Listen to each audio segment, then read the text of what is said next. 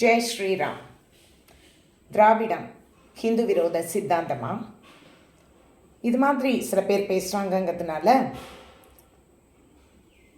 மாண்புமிகு முதல்வர் ஒரு விஷயம் ஷேர் பண்ணியிருக்காங்க. அதாவது ஆக்கிரமிப்பாளர்களிடமிருந்து மீட்கப்பட்ட ஹிந்து கோவில் நில சொத்து எவ்வளவு அப்படின்னாக்கா அதோட மதிப்பு ரூபாய் 2043 கோடி. தமிழகம் முழுக்க 991 பேர் ஆக்கிரமிப்பாளர்கள்ட்ட இருந்து இவையெல்லாம் மீட்கப்பட்டிருக்கு. என்ன நிலங்கள் அப்படின்னு பார்த்தீங்கன்னா 540 ஏக்கர் கோவில் சொத்து மீட்கப்பட்டிருக்கு. 20 கிரவுண்ட் நிலத்தில் கட்டடங்கள் இருந்தது மீட்கப்பட்டிருக்கு.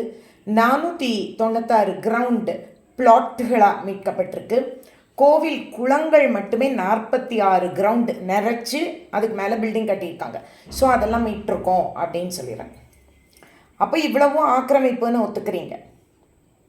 பிரிட்டிஷ்காரங்க போனதுக்கப்புறம் பெரும்பான்மையான ஆண்டுகள் காலகட்டம் ஆட்சி புரிஞ்சது திராவிட அரசாங்கம் தான். ஹிந்து அறநிலையத்துறையில் ஆணையர் ஒருத்தர் இருக்காங்க, ஒரு IAS அதிகாரி. கூடுதல் ஆணையர் 3 பேர் இருக்காங்க. பொது விஷயம், விசாரணை, திருப்பணி இதெல்லாம் பார்த்துக்கிறதுக்கு. இணை ஆணையர் அப்படின்னா தலைமை இடத்துல ஒருத்தங்க இருக்காங்க. சட்ட சேர்மம் பார்க்குறவங்க ஒருத்தங்க இருக்காங்க. கல்வி மற்றும் தொண்டு நிறுவனங்கள் பார்க்குறவங்க ஒருத்தங்க இருக்காங்க. சரிபார்ப்பு தலைமை இடம் இதெல்லாம் ஒருத்தங்க இருக்காங்க. உதவி ஆணையர், சட்ட சேர்மம், கிராம கோவில் பூஜாரிகள், நல வாரியம், இதுக்கு உதவி ஆணையர் 2 பேர் இருக்காங்க. அலுவலர்கள் இருக்காங்க. சார்நிலை அலுவலர்கள் இருக்காங்க. செயல் அலுவலர்கள் இருக்காங்க. அயல் பணி அலுவலர்கள் இருக்காங்க. அலுவலக உதவியாளர்கள் இருக்காங்க. காவலர்கள் இருக்காங்க. சுகாதார பணியாளர்கள் இருக்காங்க. அவ்வளோ பேரும் சேர்ந்தா 2409 அங்கீகரிக்கப்பட்ட பணியாளர்கள் இருக்காங்க. இவங்க எல்லாம் சேர்ந்து என்ன பண்ணுறாங்கன்னா பொது நிர்வாகம் பண்ணுறாங்க.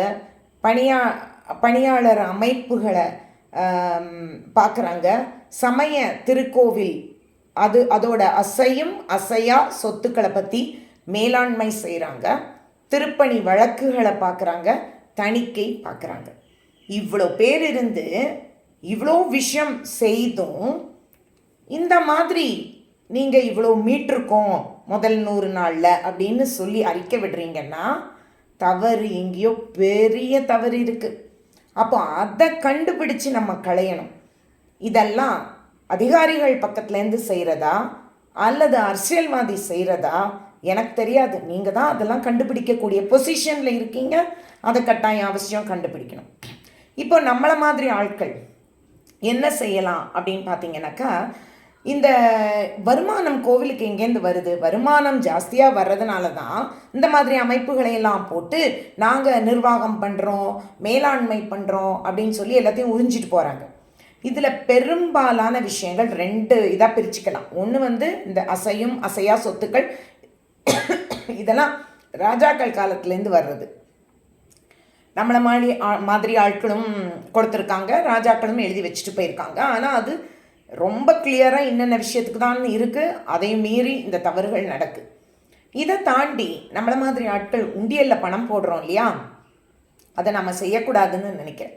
ஏன்னா அது செஞ்சால் மகா பாவம். இந்த 2500 பேர் இருக்காங்க இல்லையா, கிட்டத்தட்ட யாருமே வேலையை ஒழுங்காக பார்க்கல. அதனால தானே இவ்வளோ தூரம் ஆக்கிரமிப்பு, இவ்வளோ தூரம் கொண்டுட்டு காணாமல் போயிருக்கு எல்லாம் சொத்தெல்லாம் சொல்கிறாங்க. இவ்வளோ பேருக்கும் சம்பளம் போடுறதே தான் இந்த உண்டியல் பணம் போகுது. நீங்கள் என்னமோ சாமிக்கு நேர்ந்துட்டு ஏதோ நல்லது நடக்கட்டும், 4 பேருக்கு இவங்க சாப்பாடு இல்லாதவங்களுக்கு சாப்பாடு கொடுப்பாங்க, பள்ளி கல்வி கிடைக்காதவங்களுக்கு இலவசமாக கல்வி தருவாங்க அப்படின்னு எல்லாம் நினச்சிட்டு நீங்கள் ஏதோ ஒரு நல்ல குறிக்கோளுக்காக வேண்டி பணம் போகும்னு நினைப்பீங்க. ஆனால் இது ஒரு ஹம்பக் மாதிரி. அங்கே வேலை செய்கிறவங்களுக்கே சம்பளம் போடுறதுக்கு தான் உங்கள் பணம் போகுது. அதை விட நீங்கள் அர்ச்சகரோட தட்டில் போடலாம்.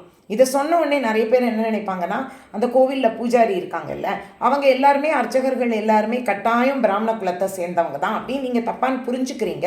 அப்படி இல்லை. இவங்க ஏதோ புதுசாக எல்லா ஜாதியினரும் அர்ச்சகராகலாம்னு கொண்டு வந்திருக்காங்க.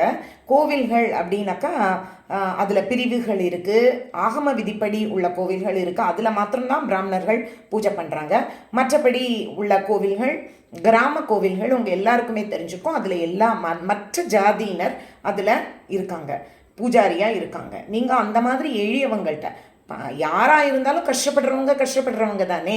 அவங்க பிராமணராக இருந்தாலும் சரி, பிராமணர் அல்லாத சமூகத்தை சேர்ந்தவங்களாக இருந்தாலும் சரி, நம்ம மனசார அவங்களுக்கு உங்களால் என்ன இயலுமோ அதை கொடுங்க. நம்ம பக்கத்தில் இருக்கிற ஹிந்து குடும்பங்களுக்கு பணமாக கொடுக்காட்டினாலும் நம்ம சர்வீஸாக கொடுக்கலாம், கல்விக்கு கொடுக்கலாம், மருத்துவத்துக்கு கொடுக்கலாம். அவங்களோட வேலை வாய்ப்பை நம்ம அதுக்கு ஸ்கில்ஸ் ஏதாவது உங்களுக்கு தெரியும் ஆனால் நீங்கள் சொல்லித்தரலாம். அதுக்கு அவங்க வேறு யாராவது கோச்சிங் பண்ணுறாங்கன்னா இந்த குழந்தைங்களை அழைச்சிட்டு போய் அதுக்கு ஃபீஸ் கட்டி படிக்க வைக்கலாம். இந்த மாதிரியான சேவைகளை நீங்கள் செய்கிறத விட்டுட்டு இந்த கோவில்களுக்கு உண்டியலில் கொண்டு போய் காசை போடுறதுனால தான் அதை வச்சு நான் கோவிலை நிர்வாகம் பண்ணுறேன் பண்ணின லட்சணம் தான் இதெல்லாம். ராதே ராதே.